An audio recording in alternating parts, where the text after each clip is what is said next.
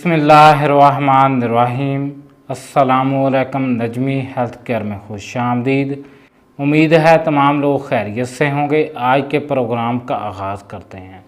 जैसा कि मेरे भाइयों और बहनों को पता है, गर्मियां स्टार्ट हो गई हैं। मैं उन भाइयों और बहनों के लिए जिनकी स्किन डल हो गई है, जिनकी स्किन ऑयली है, उनके लिए एक फ़ेस मास्क लेकर आया हूँ। उस फेस मास्क को बनाना कैसे है, उनके फेस को वाइटनिंग मिलेगी। अगर जिन मेरे भाइयों और बहनों की एज ज़्यादा हो गई है, उनका फेस लटक गया है, फेस में जान नहीं है, वो लोग इसका इस्तेमाल करेंगे। अगर मेरी कोई बहन 40 साल की है, वो 30 साल की नज़र आएगी। अगर कोई मेरी बहन 30 साल की है, वो 20 साल की नज़र आएगी।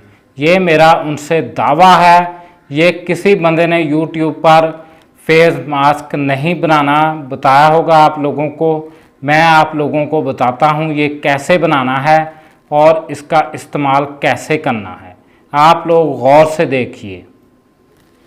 जैसा कि आप लोगों को मैंने बताया है कि हम लोग फेस मास्क बनाने चले हैं।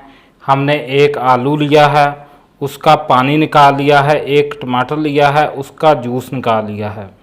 उसके बाद एक हम लोगों ने अंडा लेना है, और जिन लोगों की स्किन ड्राई है, खुश्क है, उन लोगों के लिए हमने रोगने बादाम लिया है। आप लोग देख सकते हैं। सबसे पहले हम लोगों ने क्या करना है, अंडे को तोड़ना। अंडे को तोड़ने के बाद हम लोगों ने अंडे को निकाल लेना है।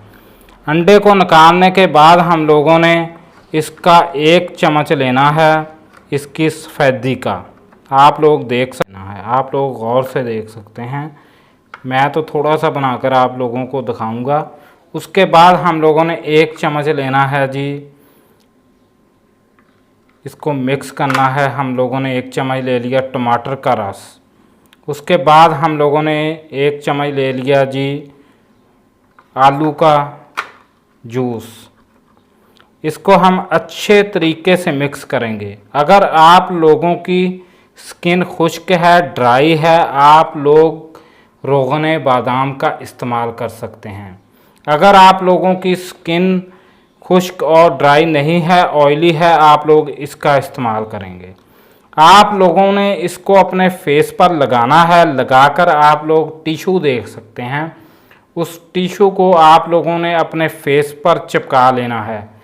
15 से 20 मिनट के बाद टिशू जो होगा आपके फेस से मास्क की तरह उतरेगा। उसके बाद आप लोग ठंडे पानी से अपने फेस को वॉश करेंगे। आप लोग देखेंगे आपके स्किन से ऑयल चला जाएगा, आपकी स्किन यंग लगेगी।